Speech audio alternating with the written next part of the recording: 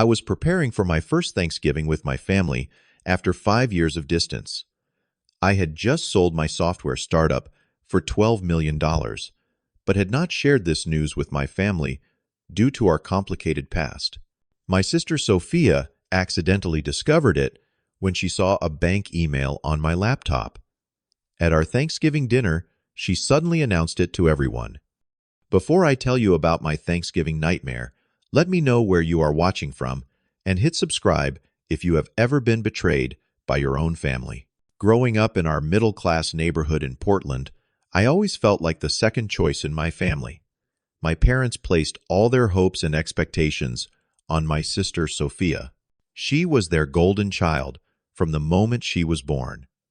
3 years younger than me, Sophia had this natural charm that made everyone adore her.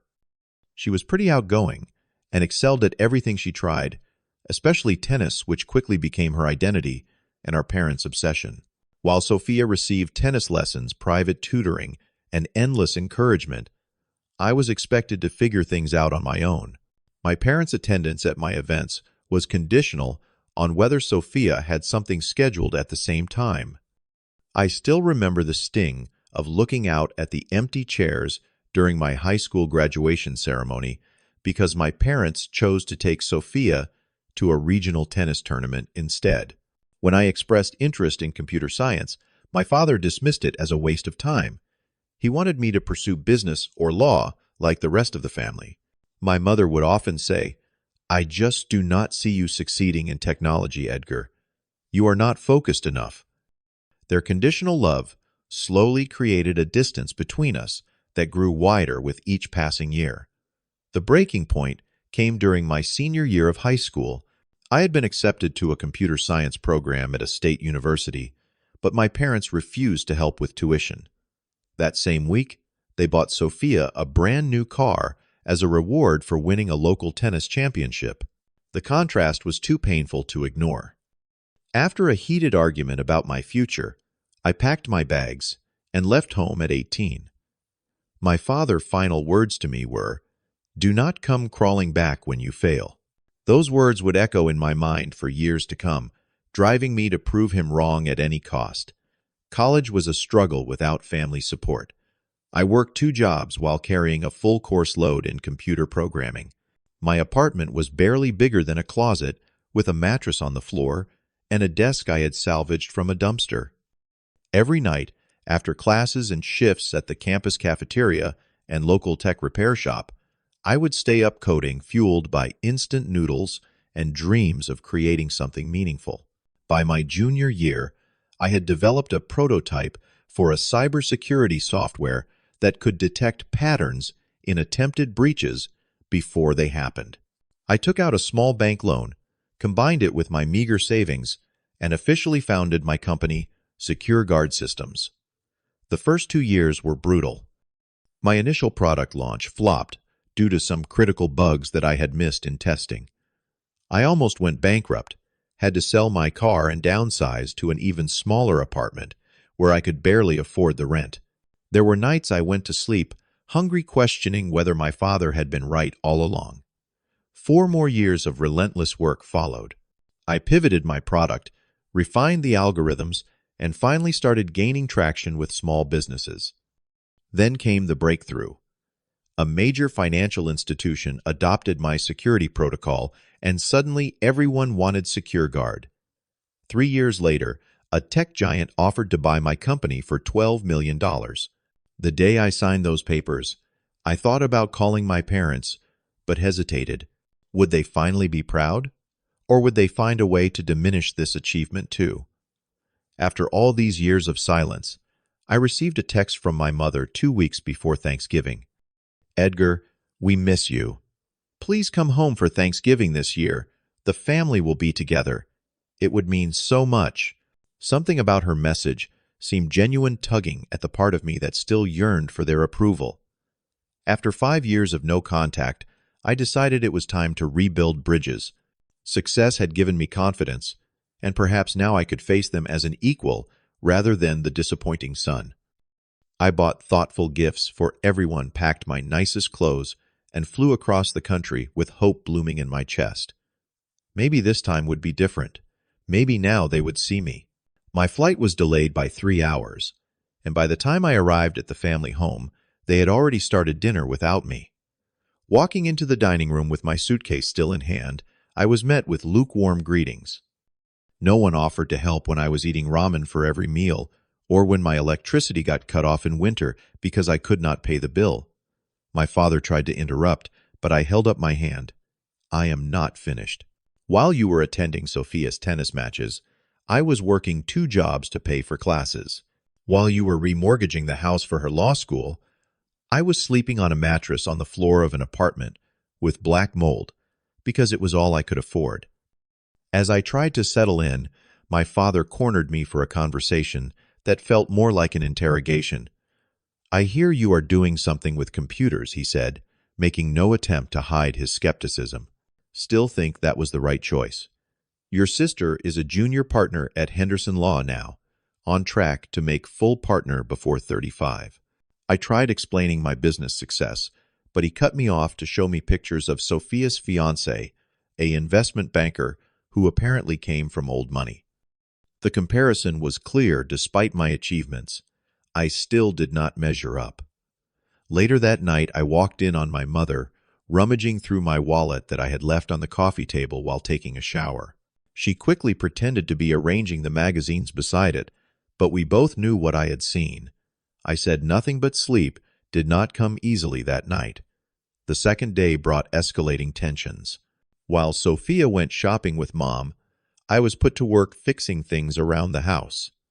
The garage door needed repair, the basement had a leak, and the kitchen sink was clogged. My father supervised with critical comments about how I was doing everything wrong. During a break, I overheard my parents talking in hushed tones in the kitchen. We should ask him about helping with the mortgage, my father said. He must have some money saved up from whatever computer thing he is doing. The casual assumption that my resources should be available to them made my stomach turn.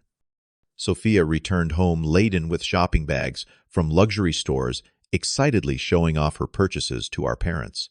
When I commented on an apparently expensive watch, she smiled sweetly and said, "This is what success looks like, Eddie. My fiancé says, image is everything." That evening, I discovered my laptop had been moved from where I had left it. The screen showed it had been recently unlocked, though I was certain I had shut it down. The comparison was clear despite my achievements. I still did not measure up. Later that night, I walked in on my mother, rummaging through my wallet that I had left on the coffee table while taking a shower. She quickly pretended to be arranging the magazines beside it, but we both knew what I had seen. I said nothing but sleep did not come easily that night. The second day brought escalating tensions. While Sophia went shopping with Mom, I was put to work fixing things around the house. A sick feeling grew in my gut as I checked my email and noticed several messages from my bank had been opened. Someone had been snooping through my financial information. Thanksgiving morning arrived with an atmosphere of strange anticipation. I got up early to help prepare the feast, hoping that contributing would somehow mend the growing rift. My mother seemed distracted as she directed me to chop vegetables, and I noticed her exchanging meaningful glances with my father. As extended family members arrived for dinner, I noticed Sophia pulling them aside for whispered conversations. Several aunts and uncles began looking at me with new interest, and I overheard my cousin asking Sophia, "So he is actually rich now?" The uncomfortable feeling grew as Sophia introduced me to her fiancé's family as her brother, the tech millionaire. The stage was being set for something, but I could not yet see the full picture. The Thanksgiving feast was spread across our dining table, the traditional turkey centerpiece, surrounded by all the fixings. 16 family members squeezed around the table, including Sophia's fiancé Jack and his parents, who kept eyeing me with calculated interest. As we prepared to say grace, Sophia clinked her glass for attention. "I have an announcement to make," she said, her voice sweet, but her eyes sharp. "My dear brother Edgar has been keeping a secret from us all." She paused for dramatic effect. "He recently sold his company for $12 million. A stunned silence fell over the table, followed by gasps and all eyes turning to me. My mother's hand flew to her chest in theatrical shock, though I could see no real surprise there. My father stared at me with a complex mixture of disbelief and sudden calculation. "Is this true, Edgar?" my father demanded, his voice harder than the carving knife in his hand.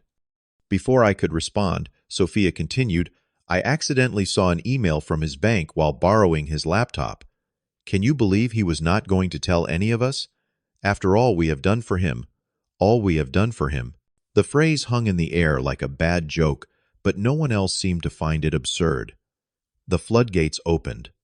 My father, suddenly animated, began talking about family loyalty and how success should be shared. My mother wiped away tears that seemed to appear on command as she lamented how they had struggled financially all these years. "Edgar, you know we remortgaged this house to put Sophia through law school," my father said. "We have been carrying that debt for years." This was news to me, but before I could process it, my aunt chimed in. "Your cousin's college fund is coming up short too." Then came the coup de grace. Sophia, reaching for her fiancé's hand, said Jack and I were hoping to have our dream wedding next summer. "We have been saving, but with $12 million, you could easily help us create the perfect day." "I deserve that much. Do not you think I deserve that much?" The entitlement in her voice was staggering. My mother jumped in, "And we have always wanted to retire to a place in Florida. Nothing fancy, just a small beachfront property." One by one, family members began suggesting ways I could share my wealth: college funds, medical bills, home renovations, business investments. The wish list grew longer, with each passing minute, while I sat in stunned silence. The surreal scene took an even darker turn when Jack, Sophia's fiancé, began asking specific questions about my banking arrangements. Which institutions held my assets? Was the full amount liquid or partially invested? Had I established any trusts? His questions were too knowledgeable, too specific. I excused myself to use the bathroom, but really needed a moment to think. In the hallway, I noticed Sophia's purse open on the side table. A quick glance confirmed my suspicion. She had photographs of my bank statements on her phone. Next to them was a text conversation with Jack discussing account numbers and transfer protocols. When I returned to the table, I saw everything with painful clarity. This was not a family reunion, it was an ambush. They had invited me back not to reconnect, but to access my money. The realization hit me like a physical blow. I must have looked shell-shocked because my father misinterpreted my silence as consideration. "So what do you say, son? Ready to do right by your family?" Sophia added the final twist of the knife. "After all, I was always the one who made this family proud. You were just the odd one who never quite fit in. I deserve this more than you do." The room seemed to freeze as those words hung in the air. My father and mother did not contradict her. In fact, they nodded in agreement. "We always knew Sophia would be the successful one," my mother admitted. "We never thought you would amount to much, Edgar. That is why we invested everything in her future." My father added coldly, "We figured you would struggle all your life. Honestly, we are all surprised you managed to make anything of yourself." Their words confirmed what I had always suspected, but hoped was not true. They had never believed in me. My success was not just unexpected. It was unwelcome, because it contradicted the narrative they had created about who I was supposed to be. Something shifted inside me at that moment, a quiet but fundamental change. I put down my fork, took a deep breath, and looked around at the expectant faces of people who shared my blood but had never shared my dreams. "Let me tell you something about those $12 million. I began, my voice steadier than I expected. Every single penny was earned through sleepless nights, skipped meals, and years without a safety net. When I left home at 18, I had $237 in my account. No one offered to help when I was eating ramen for every meal, or when my electricity got cut off in winter because I could not pay the bill. My father tried to interrupt, but I held up my hand. "I am not finished. While you were attending Sophia's tennis matches, I was working 2 jobs to pay for classes. While you were remortgaging the house for her law school, I was sleeping on a mattress on the floor of an apartment with black mold because it was all I could afford. I turned to Sophia, whose smug expression had begun to falter. You say you deserve my money more than I do. Based on what? The fact that our parents loved you more, that they gave you everything and me nothing. The silence in the room was absolute. As for your fiancé trying to access my accounts, I pulled out my phone and dialed a number. My attorney answered on the second ring. I need you to secure all my accounts immediately, I said loudly enough for everyone to hear. And I will be filing charges against Sophia Williams and Jack Thornton for attempted bank fraud. I have evidence of them photographing my financial documents and attempting unauthorized access. Sophia's face went white. You cannot be serious, she sputtered. I ended the call and looked directly at her. I have never been more serious in my life. What you and Jack tried to do is a federal crime. My mother began crying in earnest now, real tears of panic rather than the performative ones from earlier. Edgar, please. We are family. Family. I questioned, looking around the table. Family supports each other through hard times. Family celebrates achievements instead of trying to take credit or profit from them. None of you contacted me once during the years I struggled. None of you asked if I needed help when I nearly went bankrupt. When I returned to the table, I saw everything with painful clarity. This was not a family reunion. It was an ambush. They had invited me back not to reconnect, but to access my money. The realization hit me like a physical blow. I must have looked shell-shocked because my father misinterpreted my silence as consideration. So what do you say, son? Ready to do right by your family? Sophia added the final twist of the knife. After all, I was always the one who made this family proud. There was no place set for me at the table, and I had to squeeze in between my uncle and a cousin I barely recognized. The first hint that this reunion might not go as planned came from the cold look in my father's eyes and the dismissive way Sophia acknowledged my presence. That first night back was uncomfortable in ways I had not anticipated. My childhood bedroom had been converted into a home gym, so I was relegated to sleeping on the living room couch.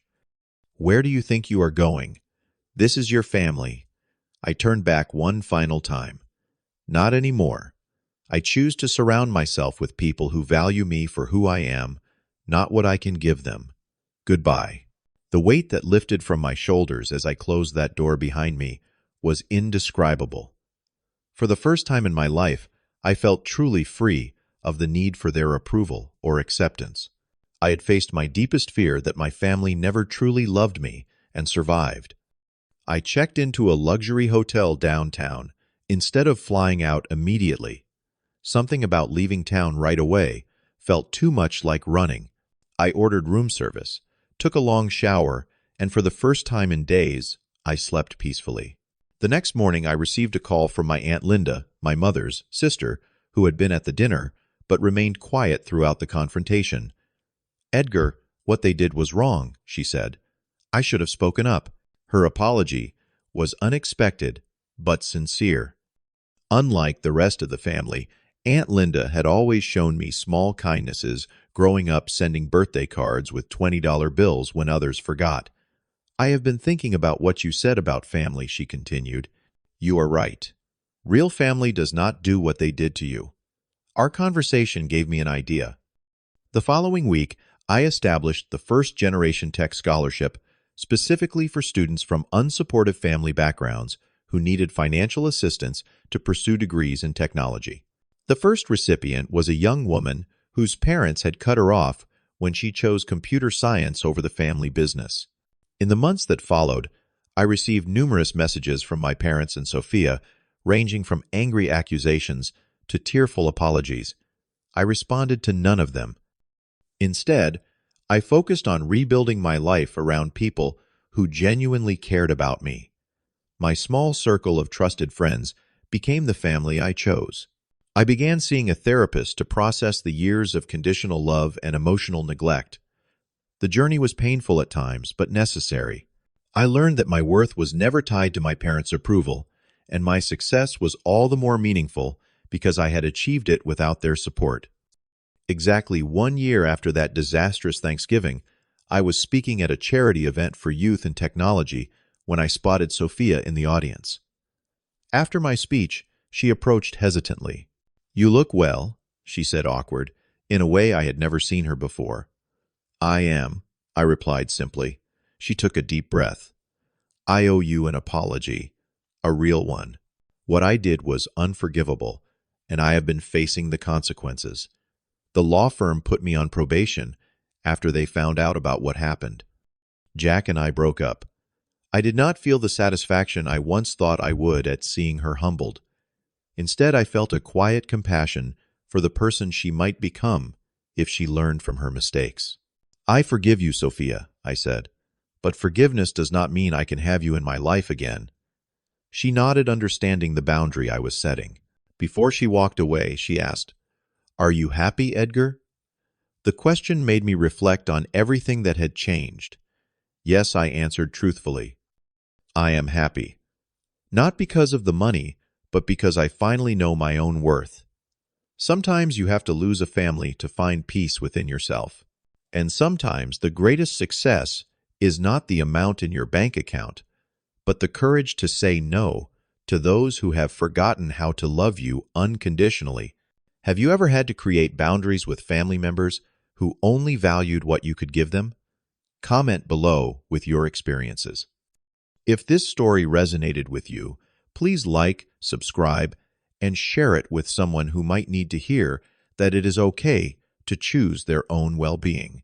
Thank you for listening, and remember that your worth is not determined by those who failed to see your potential.